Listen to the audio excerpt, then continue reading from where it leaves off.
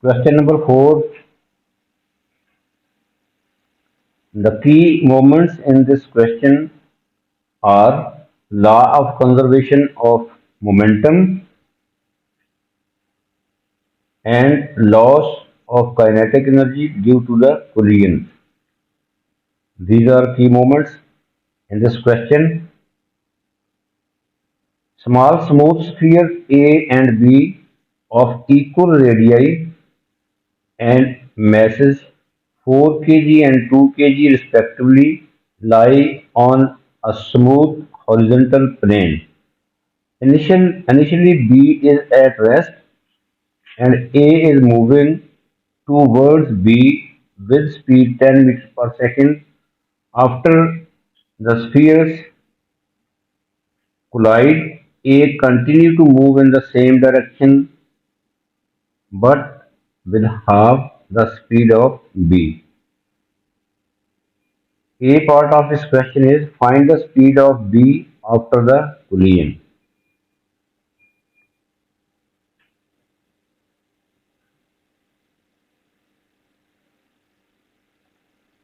Let this is sphere A,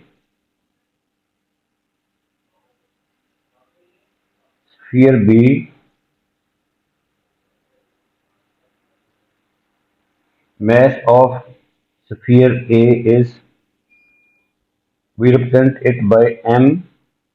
A, mass of sphere A is 4 kg, mass of sphere B is 2 kg.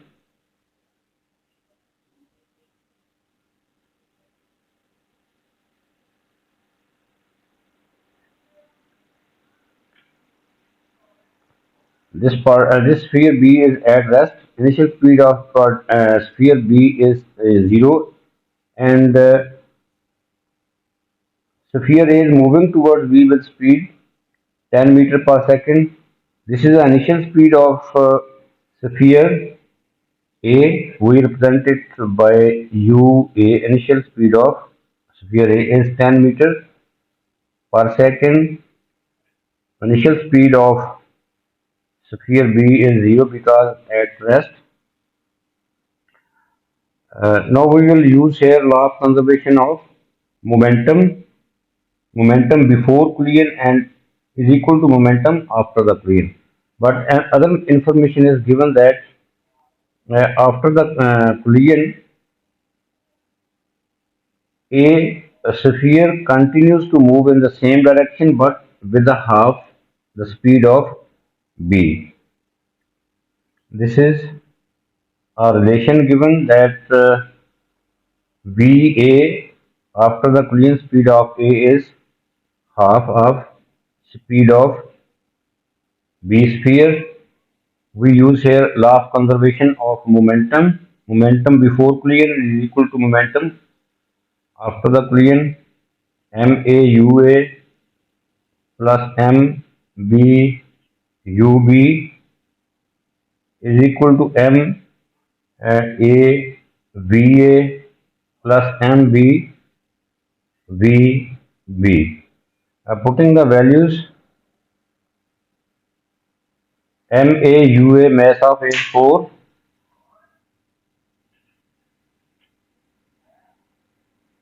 initial speed is 10, plus MBUB initial speed of sphere B is 0, so 0 यहाँ पे और MA mass of A is 4. VA, we will use this relation. VA is 1 over 2 VB. VA is equal to 1 over 2 VB plus mass of sphere B is 2 VB.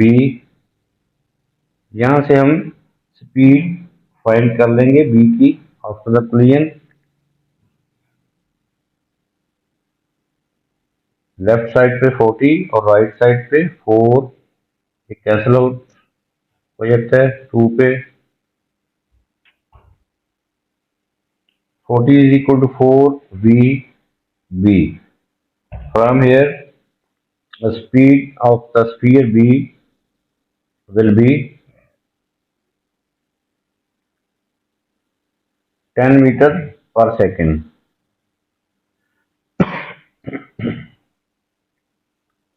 और ये हमने find करना था speed of sphere B after the collision, ये हमने find कर दिया। But अगर हम ये रिलेशन यूज करें तो यहाँ से speed of A B find हो जाएगी after the collision. V A हम फाइंड कर सकते हैं हाफ ऑफ वी बी, तो स्पीड ऑफ ए जो है वो 5 आ जाएगी।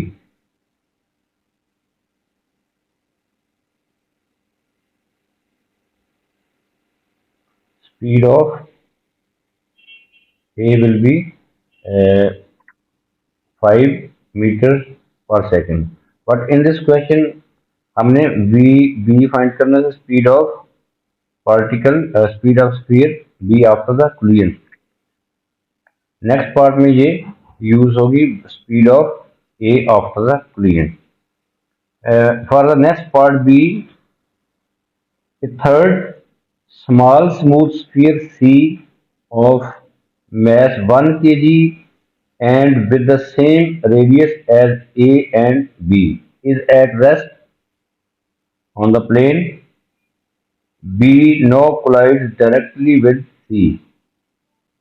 After this collision, B continues to move in the same direction but with one third of the speed of C.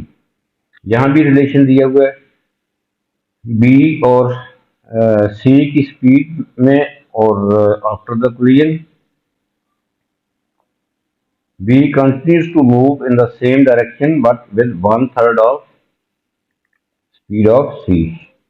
Part B is show that there is an other collision between A and B. यहाँ पे हम represent कर लेते हैं कि this particle this sphere is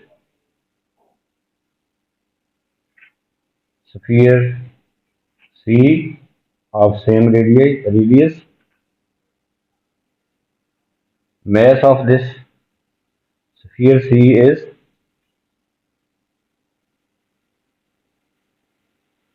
1 kg initially at rest before the collision.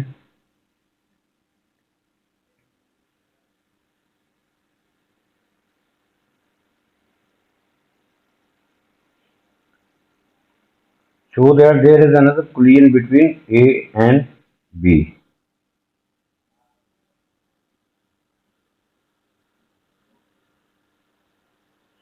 A third small smooth sphere C of mass 1 kg and with the same radius A and B is at rest on the plane B is now collide directly with C. After this collision, B continues to move in the same direction but with one third of speed of C. Show that there is an other collision between A and B.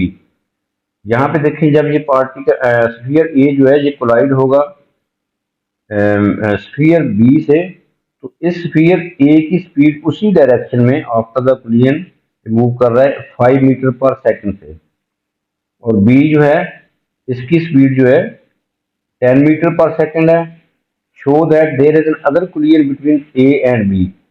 इसके बाद जब collision first collision हो जाती है ए और ए जो है ये बी स्फीयर से कोलाइड होता है, तो बी जो है इसके बाद सी से कोलाइड होता है। सी एट रेस्ट था और ये स्फीयर ए जो है अभी तक वो मूव करके इधर आ रहा है बी की तरफ इन द सेम डायरेक्शन। अब बी जो है ये सी से कोलाइड होगा तो बी भी उसी डायरेक्शन में मूव कर रहा है। अब हमने देखना है, शो करना है कि show that there is other collision between A and B, कि एक और कोलिजन ए और बी में हो सकती है। वो इसी तरह पॉसिबल है कि ए की स्पीड जो है वो ग्रेटर है बी की स्पीड से, और कहीं ना कहीं ये यहाँ पे आके बी के साथ वो कोलाइड हो सकता है। ये हमने शो करना है। ये शो करने के लिए ज़ाहिर है हमें शो करना है कि ये ए जो है greater speed as compare to the B, ये ग्रेटर स्पीड के साथ आ रहा है, बी से स्पीड उसकी ग्रेटर है, इसीलिए वो आगे जाके कोलाइड हो जाएगा। तो इसके लिए अगेन हम बी और सी स्फीयर के लिए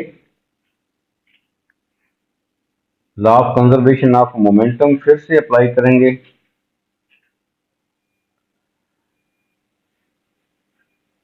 यहाँ रिलेशन दिया हुआ है, after collision of B and C, B V B is equal to 1/3 VC. It is given that speed after the collision B continues to move in the same direction but with 1/3 speed of C. So this is the relation actually, VB is equal to 1/3 VC. Now we will apply, अब हमने क्या करना है, हमने speed find करनी है we B sphere B की, तो वो स्मॉलर होगी जिससे वी ए से, स्फीयर ए की स्पीड से लेस होगी, इसीलिए कोलिजन होगी। तो ये शो करना है, we use here law of conservation of momentum, collision of B and C sphere MB UB plus MC UC is equal to MB VB plus MC VC. Now putting the values, sphere MB, sphere B का mass जो है वो 2 है, 2 kg, 2 into UB। अब हम initial speed जो है इसको लेंगे, जो ऊपर वाले पार्ट में, पार्ट ए में वी बी, ये हम initial speed before the collision B और सी को हम कंसीडर कर रहे हैं, बी और सी की कोलिजन को। तो ये इनिशियल स्पीड जो है ये लेंगे U B, in case of collision of B and C 10 meter पर सेकेंड, ये हमारे पास यू बी होगा। तो यहाँ पे हम 10 लिख लेते हैं, plus M C U C, initial speed of particle C जो है वो, यहाँ देखें ये रेस्ट पे था, तो इनिशियल स्पीड इसकी जो है वो, इनिशियल स्पीड ऑफ सी जो है वो 0 है क्योंकि रेस्ट पे है। तो हम ये टर्म जो है वो 0 हो जाएगी इसकी वजह से, plus M B, mass of B is 2, but v B, अब हम ये रिलेशन यूज करेंगे, वी बी 1/3 वी सी है, 2 into 1/3 v C plus M C, M mass of C sphere is 1 kg v C, ऐसा लिख देंगे हम। तो ये हमारे पास लेफ्ट साइड साइड पे 20 और राइट साइड पे हमारे पास आ जाएगा 5/3, 2/3 B C plus 1 B C. आप इसको एलसीएम से करेंगे तो ये आ जाएगा 5/3 बी सी। यहाँ से बी सी हम कैलकुलेट कर लेंगे, बी सी हमारे पास आ जाएगा 20 इंटू ये 5/3 लेफ्ट पे जाके 3/5 हो जाएगा, तो कैलकुलेट करेंगे तो बी सी जो है ये हमारे पास आएगा 12 मीटर पर सेकेंड। ये स्पीड है स्फीयर सी की आफ्टर द कोलिजन। बट अब हमने फाइंड करनी है स्फीयर बी की स्पीड, बी की स्पीड है यहाँ पे बी सी पुट करें, 12 यहाँ पे पुट करेंगे तो हमारे पास 1/3 into B C that is 12 हो जाएगा 4। तो हमने स्पीड फाइंड कर ली है स्फीयर बी की, तो ये आ जाएगा आफ्टर द कोलिजन 4 मीटर पर सेकेंड। अब शो करना था कि show that there is an other collision between A and B. अब देखिए ऊपर देखिए, ये बी की स्पीड जो है 4 मीटर पर सेकेंड इसी डायरेक्शन में, और ए की स्पीड जो है वो 5 है, ये बी है ये ए है, तो ये 5 है, तो यहाँ कहीं इनकी कोलिजन हो जाएगी। तो ये हमने शो कर दिया है, यहाँ पे हम लिख सकते हैं कि since VA is greater than VB, hence there will be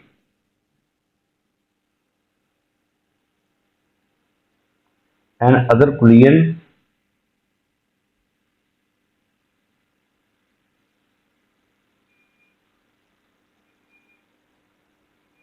of sphere A and B.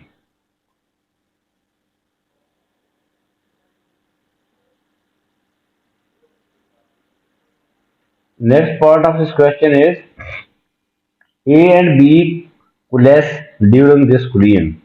यहाँ जब A और B दोबारा से कोलाइड होते हैं, सेकंड कोलिजन में जब A और B कोलाइड होते हैं तो वो कोलेस हो जाते हैं, यानी कि वो कंबाइंड हो जाते हैं, जुड़ जाते हैं, coalesce. A and B coalesce during this collision. अब उनके मैसेज को हम ऐड करेंगे। ये दोनों जब कोलाइड होंगे तो इसको ये कोलाइड होंगे तो कोलेस हो जाएंगे, कंबाइंड होंगे, अगर कंबाइंड मैस हम लेंगे और दोनों के मैसेज को हम ऐड करेंगे। Find the total loss of kinetic energy in the system due to 3 collision. ये देखें ऊपर 3 कोलिजन है, पहले ए जो है बी से कोलाइड होता है, फिर बी सी से कोलाइड होता है, ये सेकंड कोलिजन, फिर बी इधर को मूव कर रहा है, ए जो भी शो कर रहे हैं, ए ये है और बी ये है, फिर इनकी कोलिजन होते हैं। देयर आर 3 कोलिजन, तीनों कोलिजन के दौरान उनकी काइनेटिक एनर्जी जो है उसमें काइनेटिक एनर्जी लूज होगी, तो वो काइनेटिक एनर्जी में लॉस जो है, total loss of kinetic energy due to 3 collision, वो हमने फाइंड करना है। उससे इसके लिए लॉस ऑफ काइनेटिक एनर्जी होती है 1/2 mv²।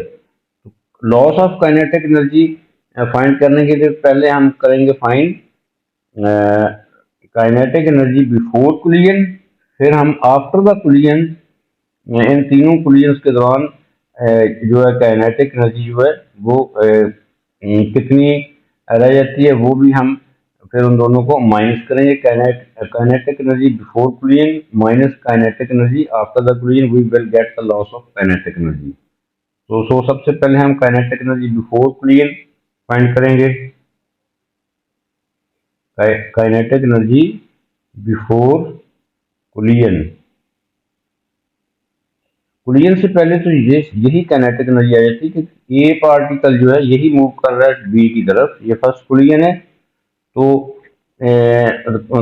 Before the collision kinetic energy क्या होगी, यही है काइनेटिक एनर्जी, सिर्फ ए में होगी, बी तो रेस्ट पे है, सी भी रेस्ट पे है, सी तो बाद में आया, बी और ए को कंसीडर कर रहे हैं। तो ए पार्टिकल जो है मूव कर रहा है बी की तरफ, इसकी स्पीड 10 है, इसकी स्पीड जो है बी की वो 0 है, सो काइनेटिक एनर्जी सिर्फ ए स्फीयर में होगी। Kinetic energy before collision 1/2 mv², 1/2 m, mass of sphere A is 4, v speed is 10 meter पर सेकेंड, 10 स्केयर लेंगे तो ये हमारे पास आएगा 200 joule. This is kinetic energy before collision 200 joule. अब हम कोलिजन के दौरान आफ्टर द कोलिजन, अब ए एंड बी जब वो कोलेस होते हैं तो तब हमने देखना है कि कितनी काइनेटिक एनर्जी जो है वो रह जाती है। इसके लिए हम कोलेस होंगे तो हम उनके मैसेज को ऐड कर देंगे, तो वो कंबाइंड तौर पे मूव करेंगे आफ्टर द कोलिजन। तो after the collision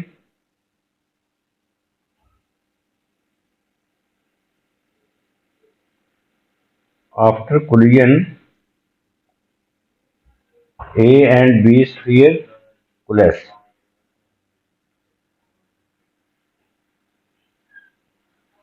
Now we will use law of conservation of momentum again to find the combined speed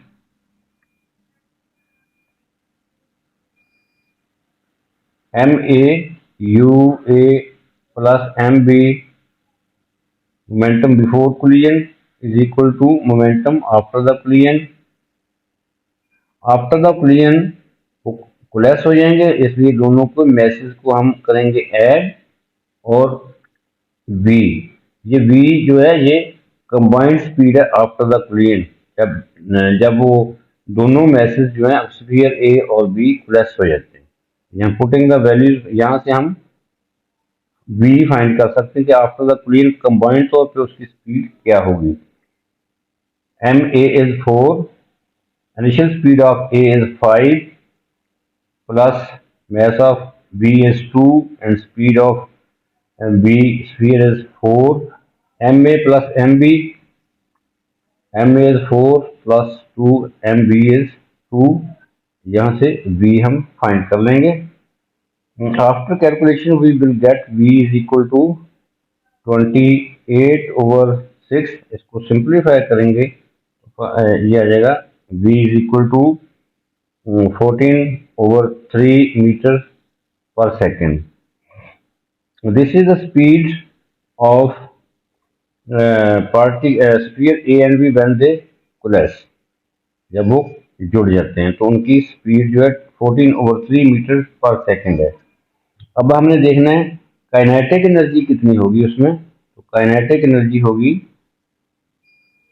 1/2 mv², 1/2 m क्या है, दोनों के मैसेज को हमने ऐड कर लिया, एक का 4 है एक का 2 है तो 6 आ जाएगा। वी हम ये यूज करेंगे, कंबाइंड स्पीड 14/3 स्क्वायर, इसको सिंप्लीफाई करेंगे तो वी गेट 196/3 जूल। ये काइनेटिक एनर्जी है व्हेन दे कोलैप्स, ए और बी जब कोलैप्स हो जाते हैं।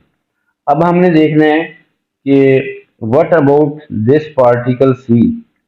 देखें जब बी सी से कोलाइड होगा तो सी में भी स्पीड होगी, वो इधर मूव करेगा, जब स्पीड होगी तो उसमें काइनेटिक एनर्जी भी होगी। आप देखना है कि बी ने कितनी, जो बी की जो काइनेटिक एनर्जी है ये सी में ट्रांसफर हुई है, तो सी जो है मूव कर रहा है साइड पे in the same direction, C move कर रहा है। हम सी की काइनेटिक एनर्जी देखेंगे कि सी में काइनेटिक एनर्जी कितनी है, तो फिर सी की काइनेटिक एनर्जी फाइंड करेंगे हम। काइनेटिक एनर्जी ऑफ स्फीयर सी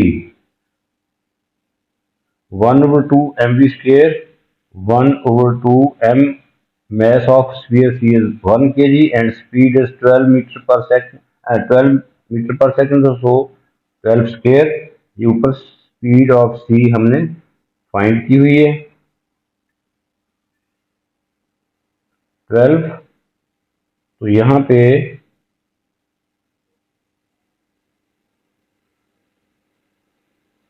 12 हमने स्पीड यहाँ पे उसके ले लिए, तो इसको कैलकुलेट करेंगे तो वी गेट 72 जूल।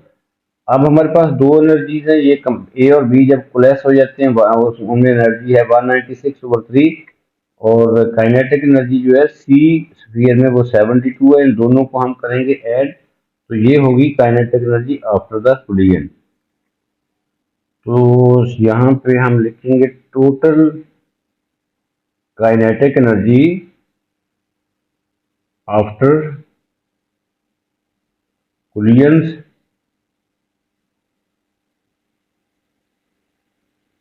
इन दोनों काइनेटिक एनर्जीज को हम करेंगे ऐड,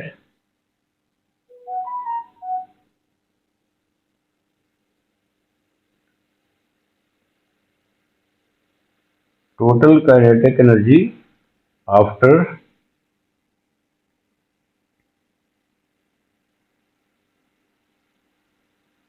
कोलिजन 196/3 एंड 72, इनको हम ऐड कर देंगे। 196/3 प्लस 72, इसको कैलकुलेट करेंगे तो हमारे पास आ जाएगा 412/3 जूल।